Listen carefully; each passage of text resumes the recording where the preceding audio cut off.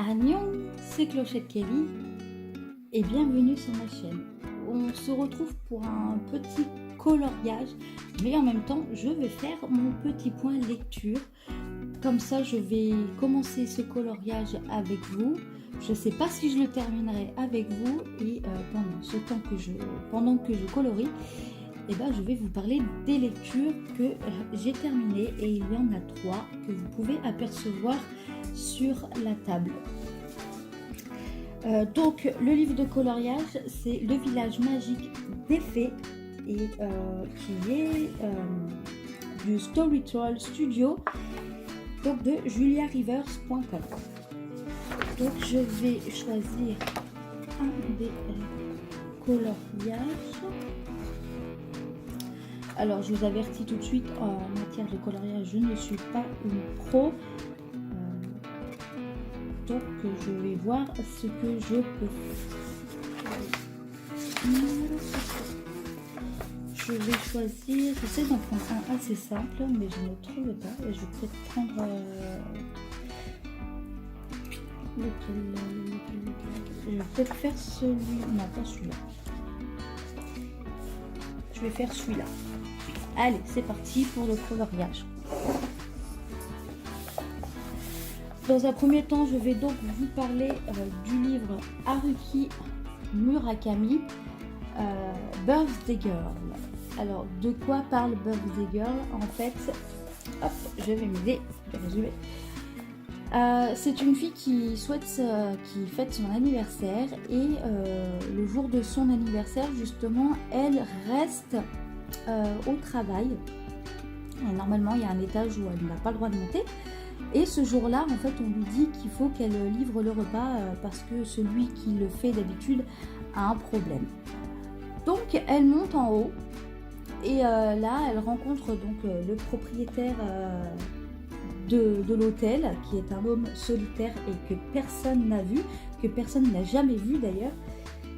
Et du coup, comme la jeune fille va fêter ses 20 ans et que lui, il le sait, il va lui demander de faire un vœu. Et donc, elle va souhaiter quelque chose, mais on ne le sait pas.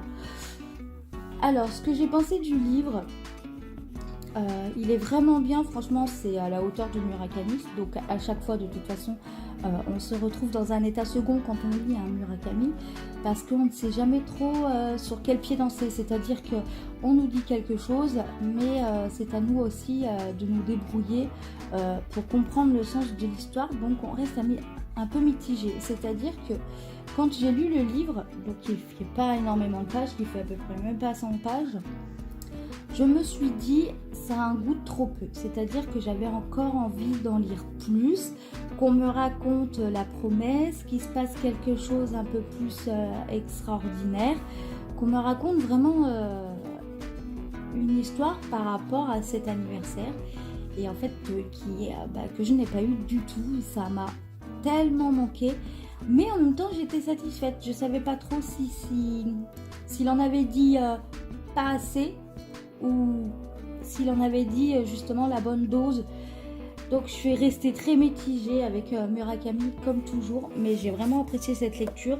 Et il faut dire aussi que les illustrations, elles sont tellement belles et sont tellement représentatives du récit. Voilà, cet effet glacé, cet effet coloré rose, j'ai trouvé ça très très joli. Et oui, je trouve que ça reflète bien le récit quand même. Je vais terminer mon champignon et je vais passer à une autre lecture. Là, je vais terminer le petit champignon. J'ai décidé de faire un point lecture un peu comme ça parce que j'avais envie.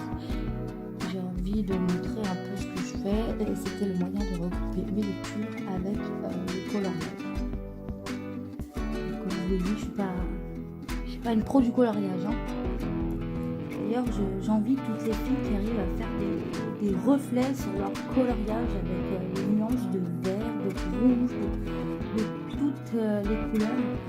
Moi, je n'y arrive pas et j'ai des douleurs dans les mains qui arrivent assez vite. Donc, du coup, je peux pas m'éterniser sur chaque zone et sur chaque coloriage. Donc, un coloriage peut me faire plusieurs jours. Ensuite, je vais vous parler donc de Fawn Play de Morgane Bicay ou Bicay, je sais pas trop, et c'est aux éditions Michel Lafonpoche, c'est écrit juste là. Donc, dans ce roman, on va parler. Donc, c'est une jeune fille qui va recevoir un jour un texto qui va lui dire devine qui je suis et je serai à toi. Donc, au départ, elle ne voulait pas trop, puis comme elle trouve un peu sa vie tristounette, monotone, et puis qu'elle a envie de la pimenter, elle se dit pourquoi pas. Pourquoi pas, je vais essayer de deviner qui c'est. Mais elle se lance quand même dans un jeu dangereux. Parce que ça peut être n'importe qui, ça peut être un adulte qui se fait passer pour un jeune, un pervers, un psychopathe, ça peut être n'importe quoi. Et donc du coup, elle commence à lui écrire des textos et au fil des textos, elle commence à mettre une petite histoire d'amour. Donc elle ne sait pas trop si lui c'est uniquement, comme il le dit, pour jouer ou si c'est réellement sincère. Donc là, tout au long du récit, on va découvrir le personnage mystérieux qui lui écrit des textos, parce que des fois nous sommes aussi dans son point de vue à lui et la plupart du temps nous sommes dans son point de vue à elle. Enfin, un point de vue à elle, mais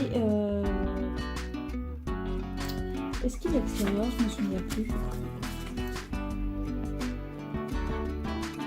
Non, il n'est pas extérieur, donc il est intérieur, donc de son point de vue à elle. Donc c'est comme si on était dans ses pensées à elle.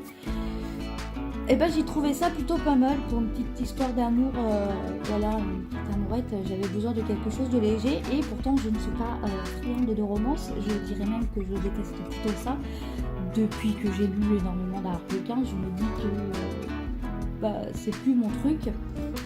Mais là, le fait que ce soit traité différemment avec les textos, tout ça, que ce soit plus moderne, on va dire, j'ai trouvé ça plutôt pas mal. Même si je trouve un peu le sujet sensible parce que faut bien se dire que ce genre d'histoire, ça peut être très dangereux. On peut très bien tomber sur des gens qui ne sont pas ce qui semble être, c'est-à-dire on peut tomber sur des psychopathes et des gens mal intentionnés. Donc j'aimerais bien. C'est dommage que ce livre ne fasse pas plus passer le message. Je dis pas qu'il aurait dû dire qu'elle avait rencontré un psychopathe, hein, c'est pas ça. C'est juste qu'il faudrait mettre l'accent dessus pour justement que les jeunes qui lisent ce livre ne se disent pas tiens, moi je vais faire pareil, je vais rencontrer des gens sur internet, le monde est tout beau et tout rose, on est dans le monde des bisounours. C'est pas du tout ça. Donc du coup là-dedans, on est un peu dans le monde des bisounours. Il se passe pas énormément de choses, je dirais même que c'est un peu plat, mais c'est un plat qui fait du bien. C'est-à-dire que ils se découvrent, ils apprennent à se connaître, ils prennent leur temps. Il y a rien c'est pas une histoire transcendante quoi, c'est ni un thriller ni rien du tout, c'est une petite histoire sympa. Et je trouve ça plutôt pas mal comme bouquin. J'ai trouvé ça plutôt pas mal. J'ai bien aimé, mais c'est pas un coup de cœur.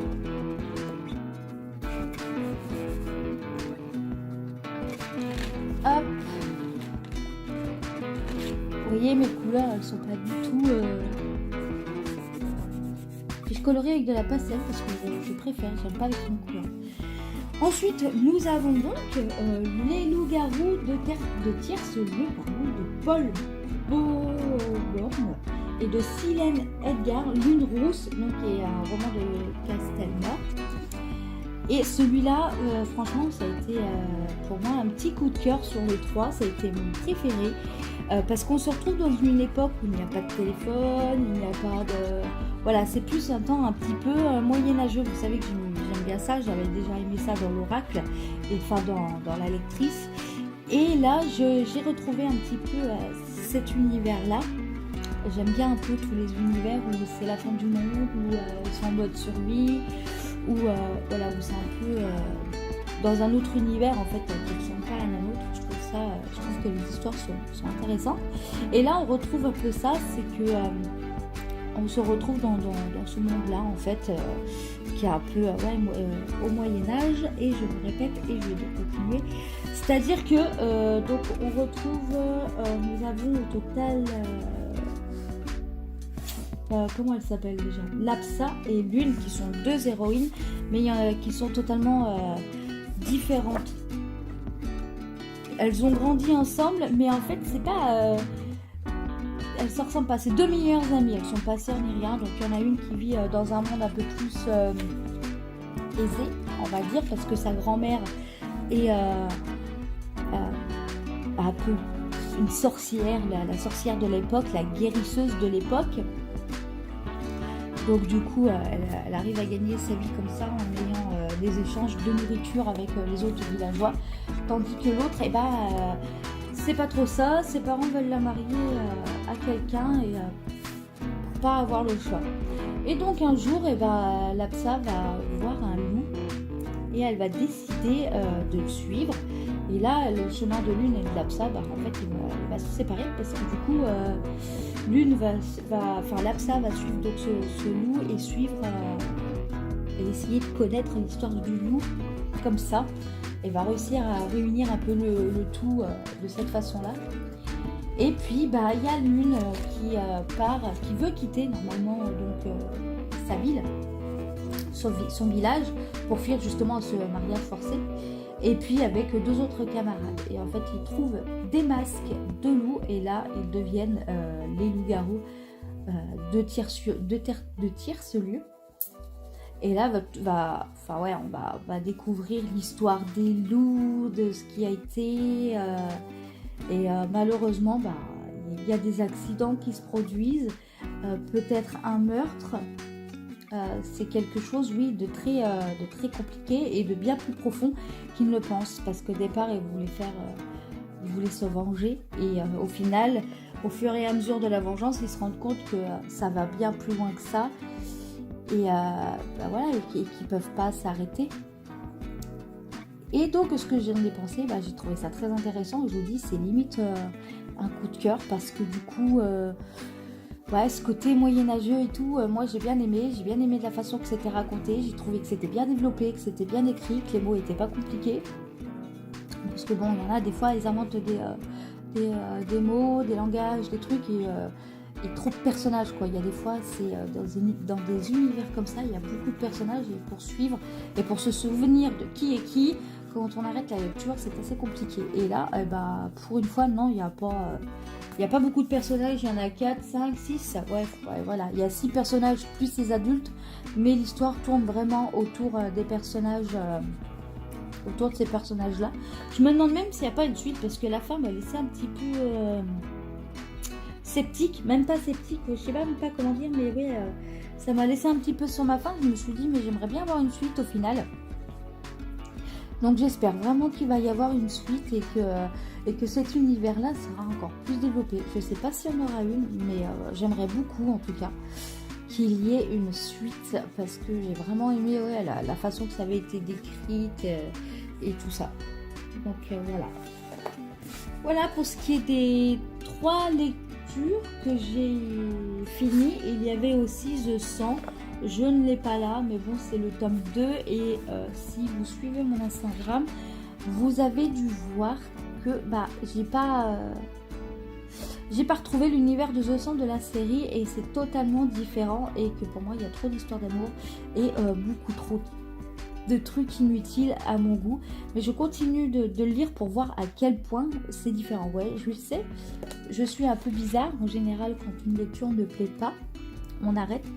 Mais là, vous voyez, j'en suis pas accro non plus, parce que je la lis, mais en fait, j'en parle pas tellement, parce que ça sert à rien d'en parler. Mais voilà, je prends mon temps et je ne continue pas. En général, quand j'aime vraiment une série de livres, je les enchaîne les uns après les autres, mais pas là. Je n'ai pas forcément envie de les enchaîner. Voilà pour ce qui est du point lecture. Je vais faire les visages des fées, et après, je pense que je vais m'arrêter.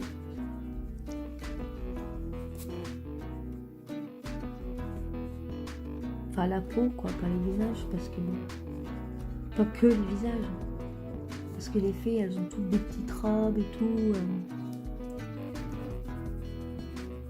Vous voyez, je suis pas une pro du coloriage. Hein. J'essaye de faire au mieux.